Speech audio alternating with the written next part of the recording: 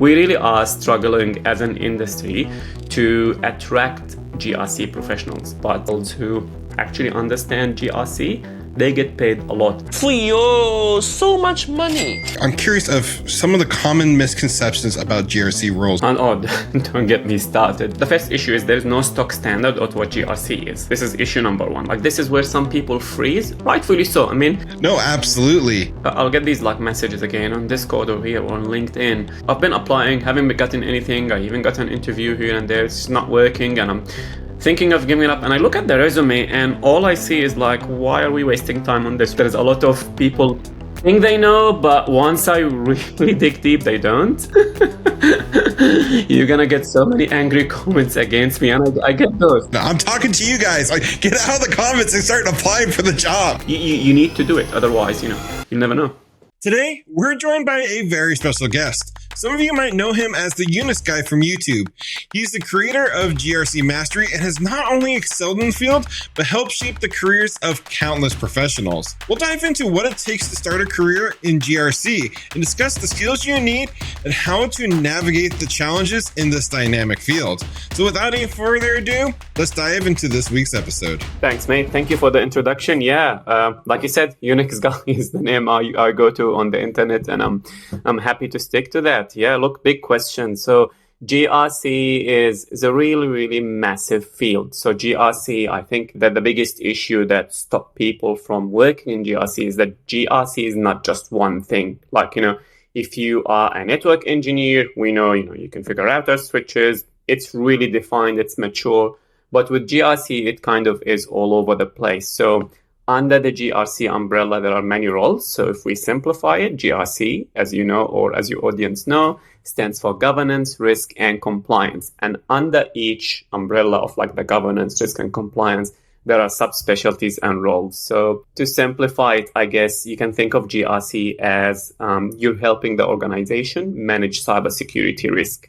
That's really the predominant role of a GRC professional. Now, to accomplish that, you can do so many things. You can be a cyber risk analyst, so you can work with risk registers, you can document risks, you can work with stakeholders, but also you can help the organization achieve compliance in something like an ISO or a NIST or et cetera, like PCI DSS. If you're in the financial services, with governance as well, you can be involved with the governing of the entire cybersecurity program. So it's not really a technical role per se, but you need to overlook all the technical aspects of cybersecurity.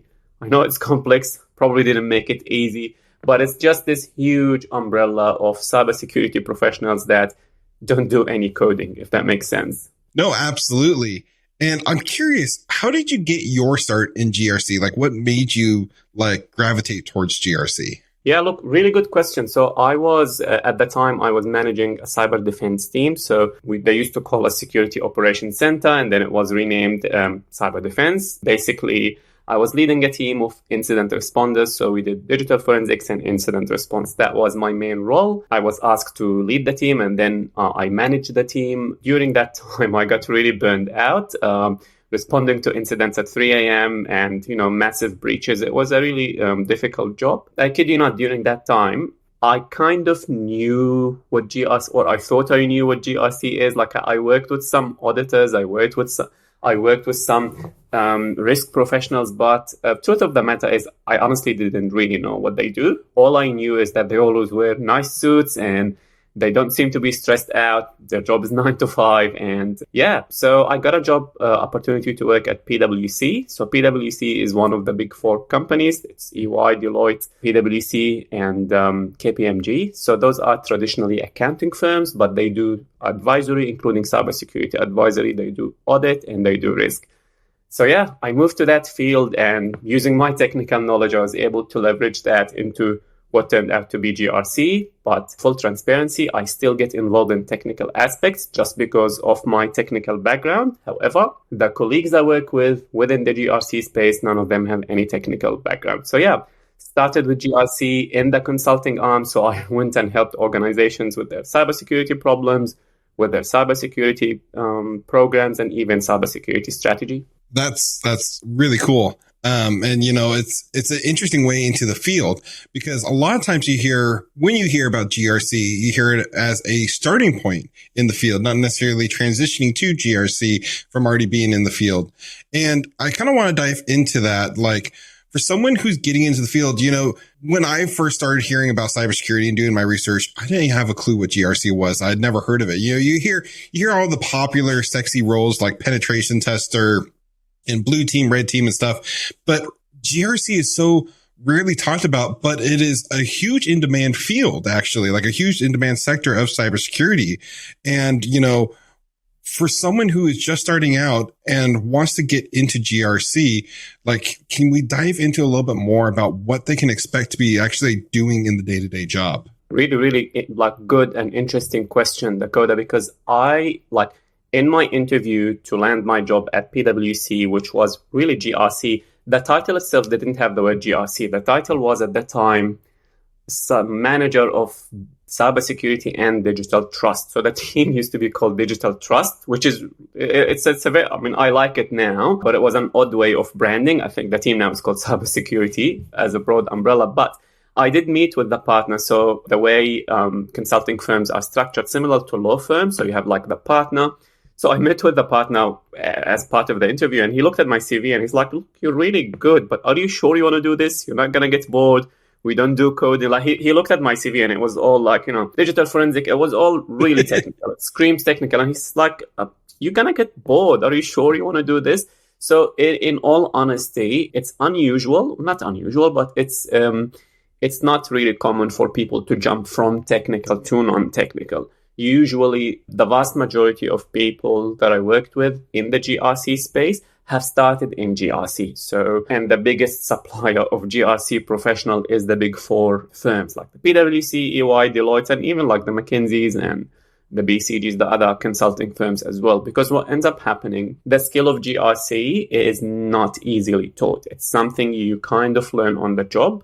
So what happens, they hire fresh grads and then they train them up. So like in my team, I work with like fresh graduates. So their title will be associate or consultant, depending on where you are. They come with us in engagements and then they learn as you go. So that's really the main way of getting into it. Now, I did change, or I'd like to think I'm on the way of changing that. I released GRC Mastery, which is really, I took all the consulting knowledge and everything a GRC professional needs and I packaged them like, here you go. Don't ask me more questions. Do the course and then come back and work together. Because we really are struggling as an industry to attract GRC professionals. And again, like the branding is not really good. Like GRC can mean many things, sometimes not even related to cyber. So when a job is advertised like, a cybersecurity risk professionals, I can guarantee you a lot of people, even senior individuals within the cybersecurity realm, don't even know what that means. And even those who do, they kind of know the definition. But if I interview them, chances are they're not going to even pass. So GRC knowledge is kind of all over the place. It's not packaged, it's not organized, but also like you alluded to, it's not really attractive. We got into cybersecurity. I got into cybersecurity because I watched a movie about Kevin Mitnick in the 80s and in the 90s, and that was all the rage. And many people, when they think cybersecurity, they think they want to hack something or they want to stop hackers. They want to do something technical. No one thinks of looking at spreadsheets and doing risk analysis. So you're spot on. It's most people, they either start with GRC and stay within that realm. Very few make that transition, although those who do usually are, let's say, they've kind of reached a point where they can't progress anymore with their technical job and they want to move to something like management or become a chief information officer or something. That's, yes, you do need GRC knowledge. Let's unpack that a little bit more because I'm curious of some of the common misconceptions about GRC rules that you may have witnessed, experienced, or heard of, just because I think not too many people are familiar with GRC, and every single job role, like people who want to become penetration testers, they want to do it because they think it's, I'm going to be hacking into stuff, breaking into stuff. And they don't realize a penetration tester, you're like 80% of the job, 90% of the job, you're writing reports. Like only 10% of the job is what you think it is. So I think GRC is similar where like people don't quite understand about GRC? So there's a lot of misconceptions. And can you kind of debunk some of those for us? Oh, don't get me started. There are so many issues with GRC. I have so many gripes. I'll frame it in a nice way. I think, look, you're absolutely right. Spot on. It's not really the first issue is there is no stock standard of what GRC is. This is issue number one. Like, there is no governing body that says, this is GRC. Like, there is attempts from the likes of ISACA and ISC2 and others, which it's not really what the industry is about. But to give you an example, I was like the hotshot technical guy with certifications, years of experience. I was in managing a team, responding. I had no idea. If you ask me like what ISO was, I'm like, yeah, I kind of knew, I was involved, but end to end, I didn't know. And I was like, why are we wasting time on this? Why do I need to document things in a certain way? And that was my attitude. And I'd like to think I was one of the open-minded ones, but I see it in the industry. Yeah, people don't know what GRC is. This is issue number one. I think issue number two, which is something I have a big gripe with, is on the internet, there is this idea is that, okay, so GRC is the non-technical aspect of cybersecurity. Therefore, anything non-technical is GRC.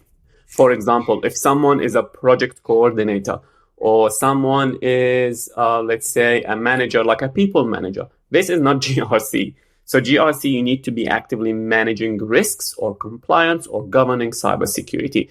So I met individuals who tell me, yep, I worked in GRC. And once I really dig deep, it's like, okay, so you were technically a project manager, not really a GRC professional. Like, if I ask you to help me with a compliance program for a certain standard, you're not going to be able to do it. Or if I, ask you questions about something like identity and access management. You see, you don't need to know the technicality, but you need to know what this means to the business. So yeah, these are the issues, is that there is a lot of, the Dunning-Kruger effect. There is a lot of people think they know, but once I really dig deep, they don't. And look, we all have it. Like, we all think that, you see it in politics. We all think that we can do a better job at being a president or something than the actual person who's a politician. But the truth is, we can't, we don't know, And same thing with GRC. Like, I met analysts, really good. Some of them are senior analysts, and they think they can do a better job at managing a cybersecurity team than the manager. But the truth is, they have so many gaps in their knowledge that there are just things that they're not privy to. Like, the person sitting in a security operations center have no idea that the organization can get fined if they don't comply with certain set of standards. So as a manager, you need to manage that budget. They also have this tunnel view of, okay, I look at cybersecurity incidents, therefore this is the only thing that matters. That's not true. The world of business is a little bit bigger, but you're spot on. There is a lot of misunderstanding of what GRC is. And on the positive side, those who are in the know, we can ask, we can command a high salary. If you can get someone with good communication skills who actually understand GRC, they get paid a lot, and there aren't many of those. No, absolutely. And let's talk about what it takes, for someone getting started in the field. What are some of the essential skills needed, or, is there certain qualifications needed to get your foot in the door to a GRC career? Yeah, so to be fair, it depends on the organization. So in all honesty, the thing that is needed from a GRC professional starting out is they need good communication skills. They need to be presentable. This is 99%. And number 3 is they need to be sort of willing to learn. So when GRC jobs are advertised, yes, you may see people throwing some qualifications here and there. They copy-pasted that. But truth of the matter, if I want someone to be a cyber risk analyst at a junior level, yeah, it's nice if they know some cybersecurity concept, but the truth of the matter, the majority of individuals who get hired into these positions, they don't really have those skills. And that's okay. They can grow these skills. I can teach someone cybersecurity. I just can't teach them how to communicate with other individuals. I think you're seeing it, all the the things I've been saying all the time. That's 100%. I have conducted interviews with individuals who didn't show up to the interview showed up late to the interview. I have conducted interviews with individuals who weren't very presentable into interviews. So this is a problem because as a GRC professional, you're like the ambassador of the cybersecurity team. So you will be the individual who talk to the marketing team, the accounting team. You're the person who will, be the bridge between the business and cybersecurity. If you cannot communicate, it doesn't matter how many qualifications you have. So communication skills is right front and center. Now, as far as qualifications, ideally, let's say if someone has the Google Cybersecurity certificate, which is really a broad introduction to cybersecurity concepts, I think that's a start. Package the skill of GRC and GRC Mastery course. But even if someone hasn't done that yet, I think just having some knowledge of what cybersecurity is definitely a good start. Now, like I said, with communication skills and all of that, if someone can package that in a nice resume, in a professional resume, but more importantly, if they apply to jobs. If some people message me and tell me, I've seen hundreds apply to this one job, I'm like, fantastic. What about these thousands of other jobs with not many applicants, right? And even like when people complain about thousands of applicants, most of those applicants are completely irrelevant. Some people apply from overseas, like it's all over the place. But truth of the matter, we have cybersecurity risk jobs and GRC jobs advertised, some of them for 12 months, and we rarely get anyone for them. So jobs are out there. You just need to put yourself out there. Yeah. No, and you're not going to get a job unless you start. Like, you have to start. You have to do something about it. So often I see people just sitting back and complaining, oh, there's no jobs in the field. There's no jobs out there. The field's going, the heck. And I'm like, well, then get off the comment section. I'm talking to you guys. Like, get out of the comments and start applying for the jobs. Before, sorry, I interrupted, but before I jumped into this call, I looked at the Discord in my channel, and this guy was like, basically his message was something along the lines of, he didn't start studying for cybersecurity. He didn't start studying yet, and he has not applied to any job. But he's saying the biggest hurdle for me is HR and keywords because of this. And I'm like, mate, you haven't even started. That is your hurdle. Like, you haven't even started. He's thinking of HR and keywords. It's almost like there's this strange understanding. There's this HR conspiracy that, people sit there and all they do is just want to stop people from getting jobs. It's very odd. I've worked with HR people. I've hired people. HR has an incentive to get people hired. That's how they get their bonuses. Yeah. They actually want people to get hired. But for some reason, Jack out there who haven't started studying think that HR is what's really stopping him from his goal. It's not the fact that he hasn't even started yet. He's just, thinking about it. Absolutely. And, speaking of studying, I think I know your answer to this, but what do you recommend to use to study for GRC careers? Honestly, so the problem with YouTube, like in my YouTube videos, I recommend certain courses. But I'm very clear about what I say. I say, all right, if you want the cheapest and fastest way possible, in my experience, this is what I recommend. So that's, again, really clear message. Often my message get misinterpreted. People think that by me saying that is me saying everything else is poo-poo. Like, it's not possible. It is possible. Like, there is so many ways.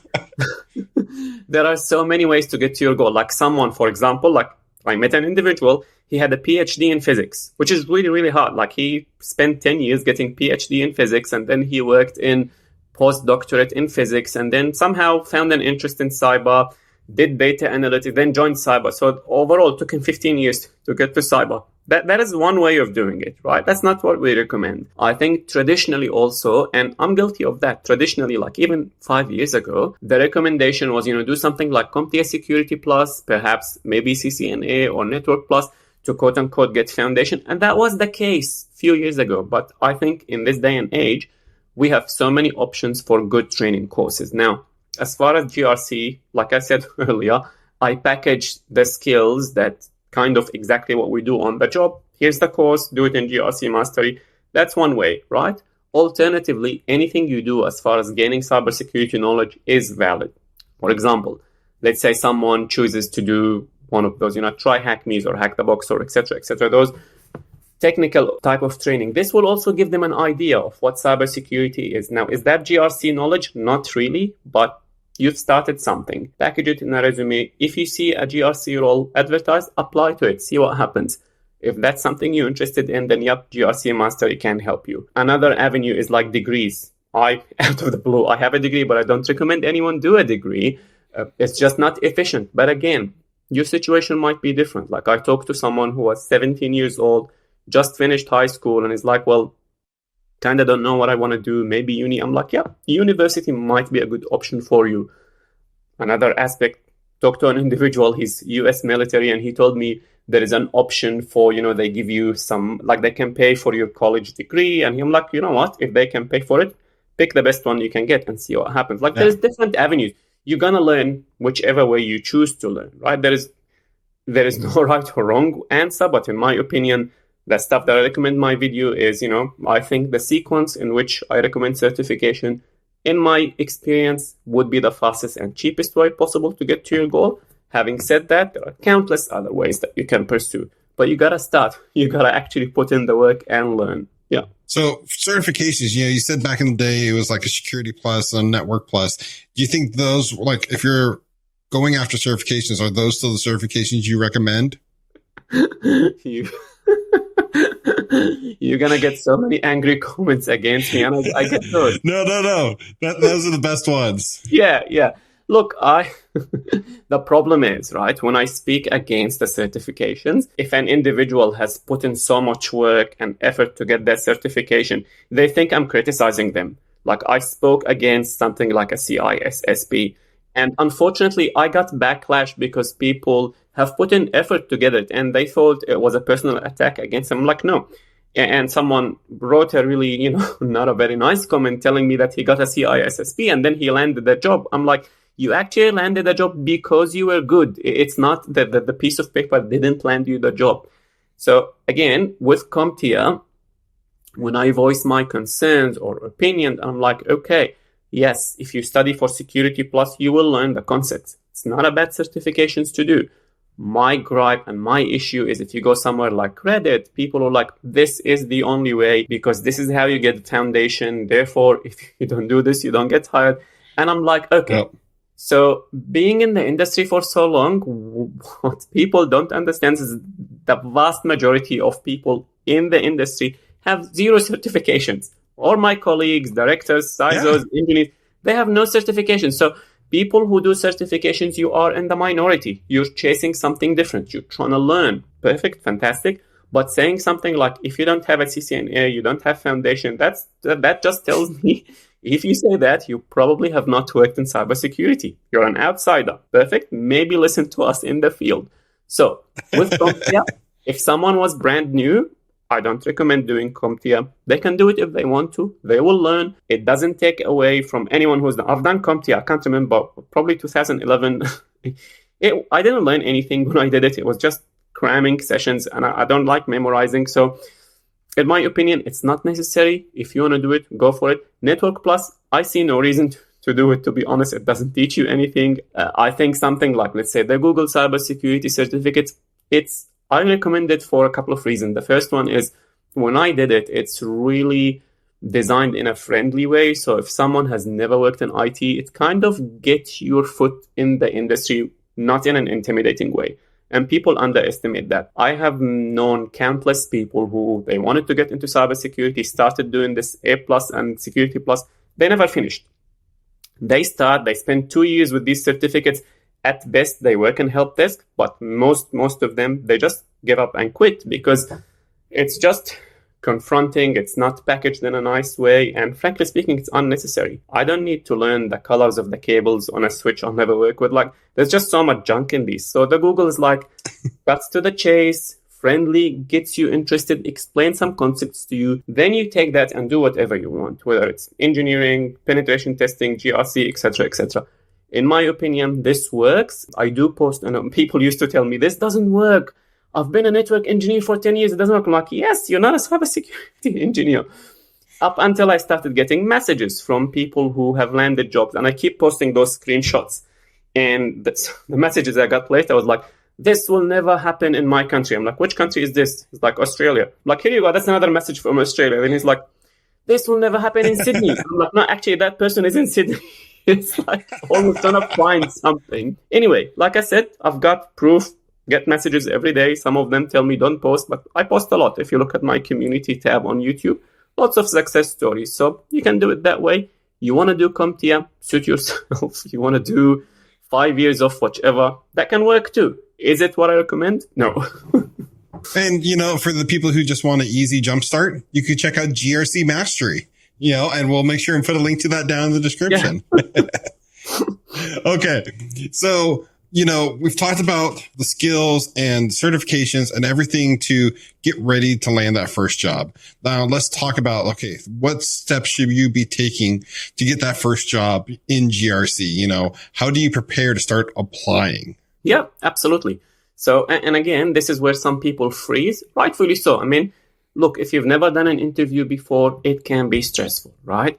But just like any sort of skills, the way to do it, in my opinion, I mean, again, in my course, you get a resume, so you can just copy paste that. You start applying. You will need to apply to jobs. And again, talked on Discord and on YouTube and even in the industry, I'll get frustrated individuals like, I've been trying to land a security job for the last month or 2 months, and I'm really frustrated. I'm like, well, how many jobs did you apply to? And it's like, well, I apply. There is this really good job that I really want. I'm like, have you applied? I'm like, no, not yet. But I'm like, so how many jobs have you applied to? It's like, I applied to 2 jobs.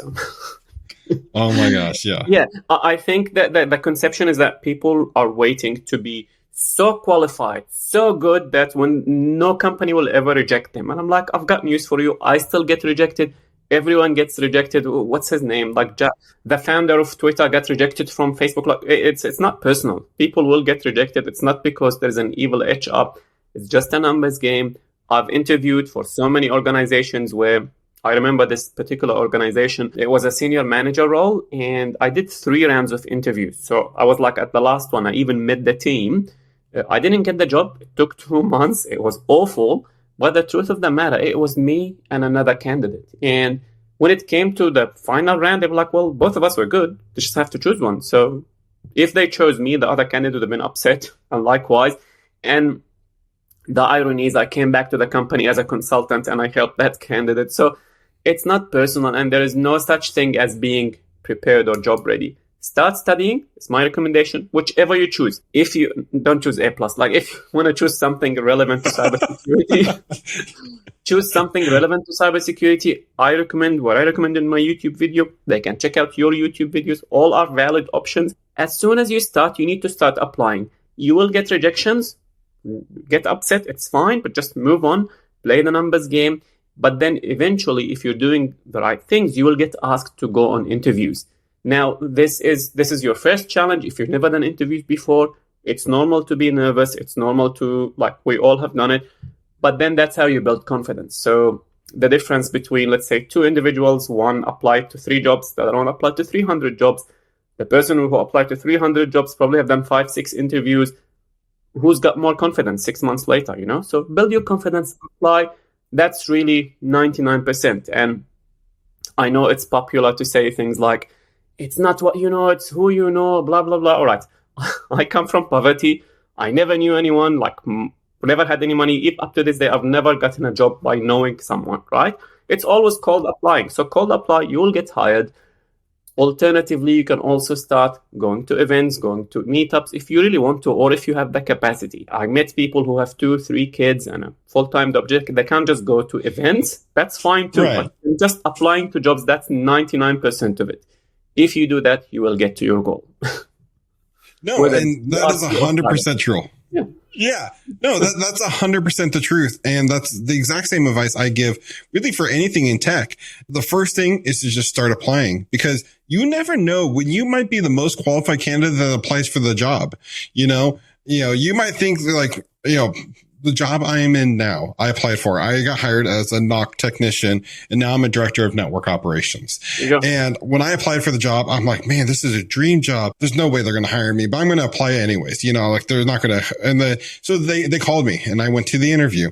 I'm like, well, I felt pretty good, but they're not going to call me. They're not going to give me the job. There's no way. I'm not qualified enough. I'm only like 2 years in the field. I get a call for a second interview, and I, meet the big bosses now. And I'm like, oh, I don't know how I did there. And I got offered the job and I was told, like, you actually weren't the most qualified person that applied for the job. We had people with like master's degrees applying that were actually quite upset they didn't get the job.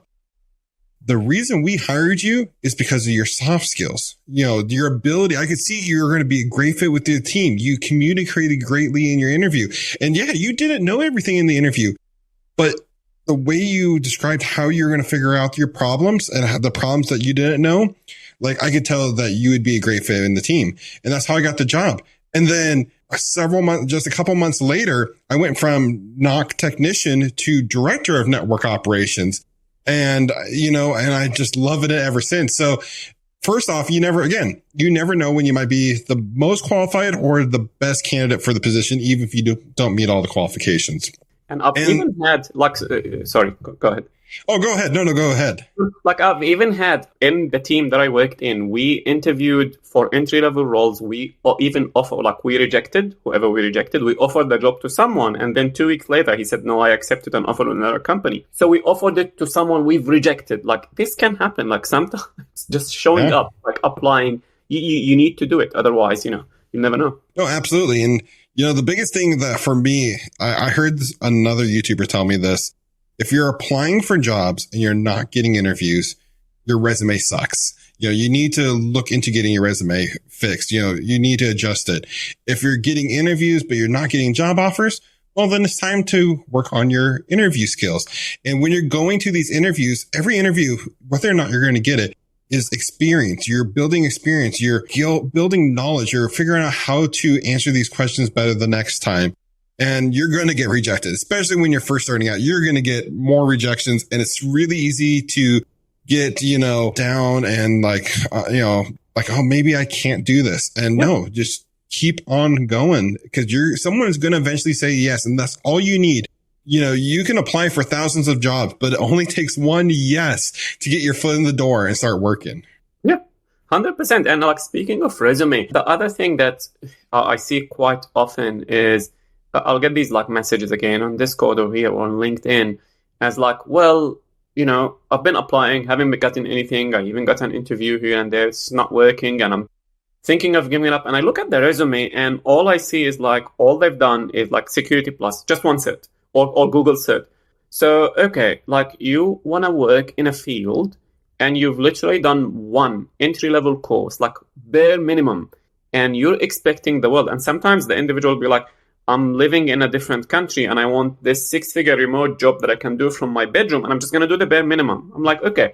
So imagine you're like someone who want to be a nurse and they went to university for a nursing degree. They just did the first subject, which is like biology 101. And they're like, all right, I'm just going to stop here and I want to apply for a nurse job. I'm like, oh, no one's responding. The market must be bad. There must be a recession. I'm like, well, you kind of are putting the bare minimum. And it's a segue to like, if in my videos, I always focus, instead of focusing on these tick boxes, multiple choice things, I'm like, focus on the real skills. Like there's a difference between someone, let's say, applying for an incident response job, and I see they've done some projects with Splunk, and if that job uses Splunk as a tool, you're already a top candidate, as opposed to the sea of, the CCNAs and all of those, theoretical stuff. I'm like, it's fantastic, but if you actually have skills that the job is asking for, you are already a top candidate. In fact, some of the stuff you learn in those hands-on certifications, you probably know a little bit more than some of the senior analysts on the team. So you can put yourself ahead of the pack if you put in the work. You can't just do 1 or 2 entry-level certs and expect the world. Like, you kind of are putting the bare minimum and it's a race to the bottom, right? Absolutely. And, certifications are great. Certifications won't get you the job. They'll get you your foot in the door to the interview, but it's up to you to prove that you actually know the stuff. And when it comes down to it, and experience is king in the field, having actual experience and gaining practical experience. And some people are like, well, how can I get experience if I can't get the job? I can't build experience without the job, but I can't get the job without experience.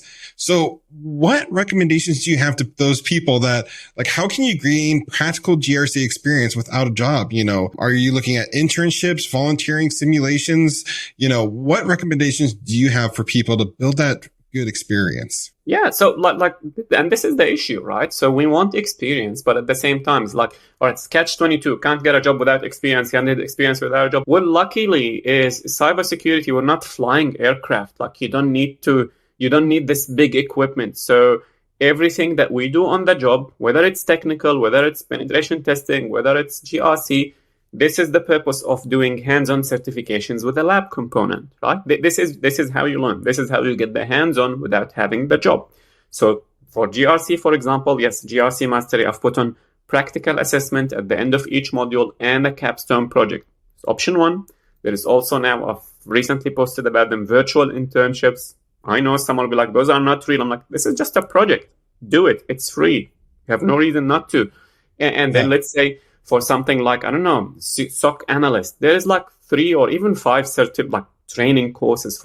I don't like the word training courses where you sit in a lab and you perform by a lab. Like you're just from your laptop and you're just logging into virtual machines and you're literally doing the things that we do on the job. So this is your hands-on experience. And on your resume, you can say, I've done this course where I perform these tasks, and it would be really good if these tasks are exactly what the job is asking for. This is a much better way of learning and gaining that experience. And we live in a time where if you want to learn something, no one can stop you. I remember when I just wanted to learn hacking, they used to swear at you in forums. I remember have you ever went to frack.org?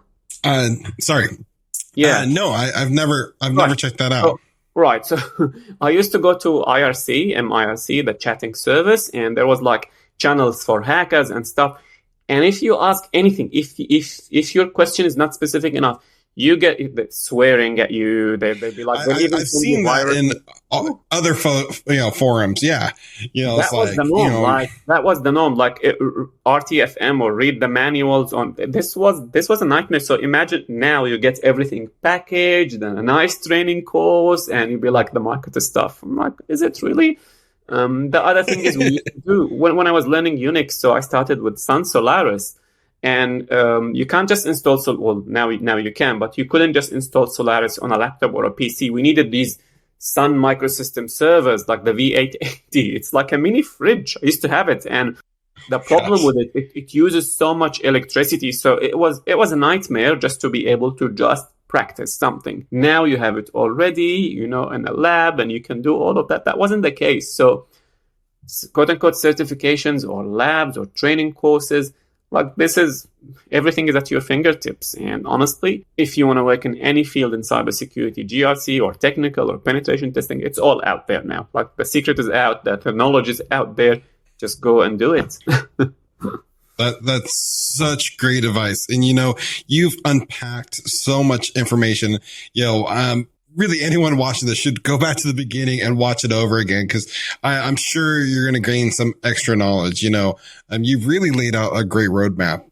Now, as we start to land the plane here, what is like one golden piece of advice you have for anyone who's looking to just break in or, change from a different field in tech to like GRC? Yeah. So honestly, like they need to approach it like this is a career change. Like with career change, like if you're changing from one field to the other, look, we're humans. We get emotional about it. Like if I was to learn something new, like painting, right? I don't have any skills in painting. And as soon as I start, I'm going to suck. Like I'm going to be really bad. And it's really easy for me to say, it's not for me, I'm not gifted. And that might be true. But the truth of the matter is like you're learning something, you're learning a new language. You're learning completely different field. It's okay to suck at the beginning. It's okay to feel that it's hard. But honestly, let's say we pick GRC, you need to accept that you need to put your head down and you need to study for 6, 8 months, 10 months, 28, whatever it is, however long it takes. This is what you do. You go home, you finish your job, you sit and you study, right? So as far as what courses and stuff, plenty of videos on my channel that will guide you there. But you really need to treat it like a career change. And in my opinion, like if you want to change to any other career, like I have friends who do accounting. If you want to be an accountant, good luck. You need to go to university. You need to spend 3 to 4 years in university and you will start at a really low salary. Like compare that with cybersecurity. You can do the whole thing end to end with, $500, $2,000, whatever it is. Like the cost of the entire journey of your cybersecurity journey is less than the cost of one subject in university. So It's crazy. It's an unparalleled opportunity. Take advantage of it. Start, like, treat it like this is something hard. Like, it's not just a matter of, I'm just going to do a course, tick a box, and then it's not happening, it's too hard. It doesn't work that way. Like, just keep your head down, keep studying, keep applying, and the jobs are out there. I know it's trendy to talk about recessions and blah, blah, blah, and don't get me started. Jobs are out there. What's standing between you and that goal job is the work you're willing to put. You're going to put the work, you'll get something. If you're not putting the work, nothing's going to happen. Now, I'm curious, on average, like if someone's like starting out from scratch, how long would it take them to, study, like get all the skills needed to land that first job?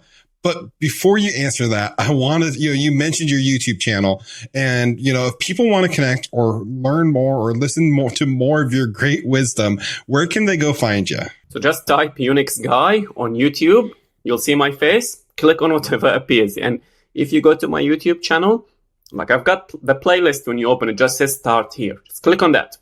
My videos are short and succinct, gonna be 10 minutes, whatever video long. Like you can finish the whole thing in one setting, take notes, and really easy to understand. So that's where you can follow that. Now, to answer your first question, how long it takes, I'm really careful with answering this question because I've seen so many spectrums. I know someone personally, in fact, I hang out with him this week, and he had a marketing background. He came to the Discord. I've told his story even in one of my videos. So I'm in Australia and he was in a different country. He came on Discord and was like, I work in digital marketing, thinking of this and that. I'm like, yeah, cool. So I've got a habit of on my LinkedIn, I just follow companies, and this company was advertising for an security education and awareness analyst role. Somehow, I just remembered that guy. I'm like, you know what? That's a job you probably can do now. Like, zero knowledge. He hasn't even started. Applied to it, did the interview, blah, blah, blah. Long story short, he moved to Australia for this job. Nothing. So for him, it was zero. And again, I'm careful with saying this because people will be like, well, take this as a gospel and start applying. And if it doesn't come, then therefore it doesn't happen. It does happen. Yeah. Yes, the job was 6 figures. Now, this is an exception, not the norm. Again, another exception, we have 5 of those now, who posted on Discord their screenshots. They've done the Google CyberCert, certificate, one lady in Nigeria, another gentleman in the US. Can't remember. So again, they've done it within a month and a half. Google CyberCert, applied, and they got jobs. Again, exception, not the norm. How long it takes is, it should take as long as it takes. So the goal is like, let's say this is, the peak of the knowledge, and this is where you are. So you're just going to start climbing. And as you climb and as you learn, you should be applying to jobs. You should be putting yourself out there. It will happen somewhere between here and there. It will happen. And like, if it doesn't happen, you reach there, it doesn't happen, you need to keep trying. There are so many other avenues of learning. Keep trying until you learn, until you land your job. This is how you do it. Done the GRC thing, didn't work out. Knowledge is not lost. It's with you. Try some other technical course. Keep trying. Now you have broader knowledge. Now you qualify for more jobs. So it will take as long as it takes. Now, I'm not downplaying that. Like, the cyber world is an ocean. I'm still learning. 20 years on, still learning. I've got the degrees. I've got the certificates. I'm still learning. So once you land your job, like, the learning doesn't stop. In fact, it actually starts there, right? So you will need to continue to learn. You will need to continue to expand. Just because you've done, like, I get those hot shots, like, they come to Discord. I've got a guy, he's like arguing with me. He's like, I've got a bachelor in cybersecurity. I've got security plus and CISSP. I'm like, kid, you probably like your boss. I help your boss in the, you probably are not even invited to those meetings. And it's like, oh, like this ego of like, I know it. No one knows everything. You need to continue to learn. But yeah, just to answer you, it should take as long as it takes. If this is what you want to do, there is no reason why you can't do it.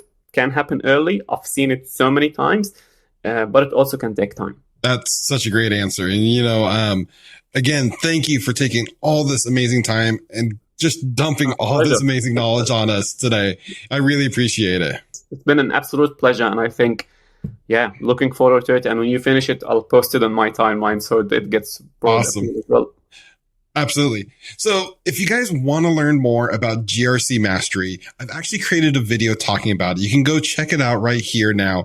And if you just want to watch more and learn more about careers in cybersecurity, I'll make a playlist here and link up to a couple of videos I recommend you guys go in to check out.